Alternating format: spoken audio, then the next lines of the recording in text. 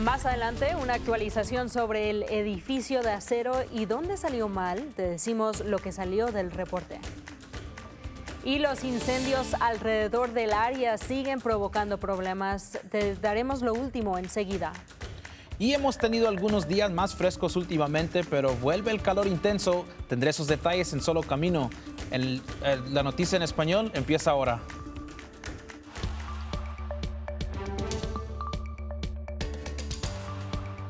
Bienvenidos a KTVB en español. Soy Brenda Rodríguez. Yo soy Héctor Mendoza y empezamos con esto. Una actualización importante sobre la investigación que duró meses sobre el colapso de edificio de acero en el aeropuerto de Boise este año. Los investigadores federales del lugar del trabajo descubrieron que el contratista que construyó el edificio de acero para jet privado había citado un atroz desconocimiento de las normas de seguridad y que ignoraron los procedimientos de seguridad antes de que el edificio de acero se derrumbara. La Administración de Seguridad y Salud Ocupacional, o OSHA, publicó sus conclusiones el lunes, anunciando que había impulsado a Big D Builders con múltiples citaciones y casi $200,000 en multas. La compañía recibió 3 violaciones graves y una violación intencionada, y OSHA dijo que Big D siguió adelante con la construcción a pesar de que las señales de advertencia y que la estructura era inestable y tenía vigas dobladas. OSHA dice que el derrumbe podría haberse prevenido con medidas de seguridad adecuadas. En una declaración, Big D dijo, cita, dada la demanda presidente, que no tenemos comentarios sobre el informe ni sus conclusiones, y las familias de 2 de las víctimas que fueron muertas en el colapso están demandando a las compañías involucradas. Su abogado realizará una conferencia de prensa hoy a las 3 de la tarde en Boise y le diremos una actualización esta noche. Y en Caldwell, un recordatorio que las calles Middleton y Linden se cerrarán a partir del lunes. Los equipos van a cerrar el carril y van a agregarle 5 carriles. La carretera se va a construir en una rotunda nueva y la intersección de las calles Middleton y Skyway también serán parte de esa construcción. La construcción se prolongará hasta el otoño de este año. Y ahora para los incendios forestales. Los incendios queman miles de acres en Idaho y en Oregón. El incendio Gwen arde en el norte de Idaho, cerca de Lapwai y Lewiston. Son casi 29,000 acres. Los bomberos están trabajando para evaluar los daños, pero las personas que viven en el área creen que hasta 100 casas y edificios podrían ser destruidos. Y justo al sur de Baker City, Oregon, entre Richland y Durkee, tenemos el incendio del complejo de Badland. Ese fuego ha crecido a casi 55,000 acres, está 49% contenido. Sabemos que unos rayos causaron este fuego. Y el relámpago también incendió el fuego de Durkee. Este incendio está justo a través de la I-84 desde el complejo Badland, 1 milla al oeste de Durkee, Oregon. El fuego ha quemado más de 288,000 acres y ahora está contenido a solo 49%. Canal 7, Noticias de Idaho. Es hora de su primera alerta meteorológica. Y con esos incendios que hemos mencionado hoy en esta mañana y por la tarde, vamos a continuar a ver que esos efectos van a continuar y esa calidad de aire va a seguir disminuyendo con todo ese humo que vamos a seguir viendo con los incendios aquí en la región y también viniendo desde el norte de California, y vamos a continuar a ver eso probablemente los próximos varios días. También vamos a continuar a ver que esas condiciones van a estar no saludables para grupos sensibles y se va a mantener en esa categoría naranja o en esa categoría que para la gente o grupos que son sensibles a los partículas que se ven en los aires. Y vamos a continuar a ver que también va a seguir una alerta de calidad de aire hasta por lo menos mañana, y eso puede que siga mientras sigamos viendo ese humo seguir entrando en esta región. A pesar de eso, ya sé que hemos visto que varios días hemos estado estacional o bajo ese promedio de ese calentamiento durante el verano, pero viendo estos números de 101 hasta 108, vamos a empezar a ver que el regreso de calor intenso va a venir empezando probablemente el jueves hasta la próxima semana. Aquí estamos viendo este pronóstico extendido para la ciudad de Boise. Vamos a continuar a ver que esas temperaturas se mantienen estacional hasta mañana, con ese humo continuando habiendo esa calidad de aire, pero empezando el jueves y a mediación de la semana que viene, vamos a ver que esas temperaturas de triple dígitos van a regresar hasta el lunes. Y como ha dicho Héctor, las temperaturas en el estado de Idaho siguen altas y los campesinos siguen trabajando en el calor. Es un trabajo largo y es difícil encontrar tiempo o incluso saber qué recursos de salud están disponibles para ellos. Richard Rodríguez nos cuenta de una organización local que ayuda a los campesinos con recursos de salud.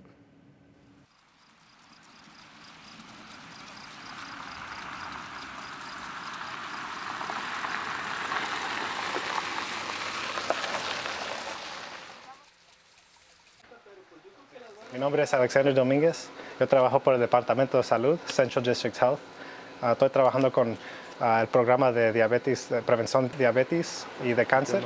Ahora yo estoy trabajando con los trabajadores agrícolas, los campesinos que están acá afuera trabajando en el sol, trabajando aquí en el campo, trabajando en muchas diferentes partes aquí de Hammett y de Glenns Ferry y Mountain Home. Pues mi nombre es Daniel Hernández Aguayo, vengo yo de Chico, de Nayarit. Venirme aquí a los Estados Unidos, aquí pues yo trabajo en el field, es limpiando menta, igual nos turnan, pero para nosotros el que vengan y nos chequen y todo eso, el azúcar, colesterol y todo eso, para nosotros es muy bien porque estamos al pendiente o tenemos conocimiento de cómo está nuestra salud. ¿Por qué? Porque pues estando aquí pues solamente trabajar y no tenemos chance o no nos damos el tiempo de ir con un doctor a revisarnos. En este caso, si nos pone la facilidad de venir a revisarnos, pues para nosotros es súper bien. ¿Por qué? Porque estás al pendiente y principalmente pues el factor del azúcar, ¿verdad? Que con todas las bebidas que tomamos aquí o la alimentación que llevamos, es que nos asesoren el cómo llevar la alimentación y todo eso, pues está súper bien. Pero para ellos también es muy importante porque ellos son los que ayudan aquí en los campos y nos dan todo lo que nosotros necesitamos para comer, para sobrevivir.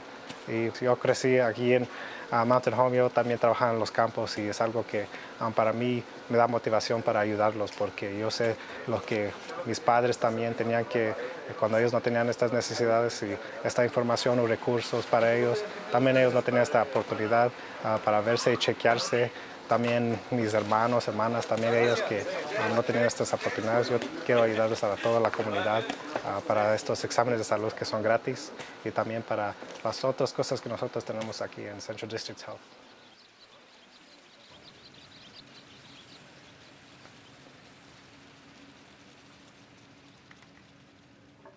Y para más información sobre la organización y cómo donar, visite nuestro sitio web en español, ktvb.com/español.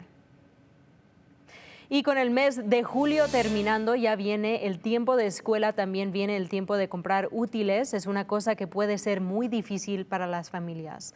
Hasta el 19 de agosto, la comunidad puede dejar sus donaciones de útiles escolares con mochilas, cuadernos, lápices, colores, plumas, borradoras y mucho más. Puedes dejarlos en estos lugares en su pantalla. Ahorita lo enseñamos en unos momentos. Con la ayuda de la comunidad, estos útiles ayudarán a las familias en el Valle del Tesoro para el próximo año escolar, para que ningún niño no llegue a la escuela sin útiles.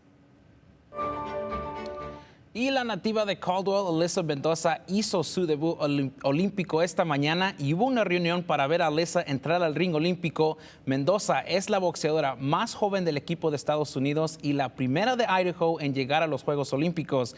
Y se llenó el restaurante donde estaban con la gente llegando a apoyar a Alyssa y a su familia, que estuvo al frente y en el centro esperando escuchar el locutor anunciar el nombre de Alyssa.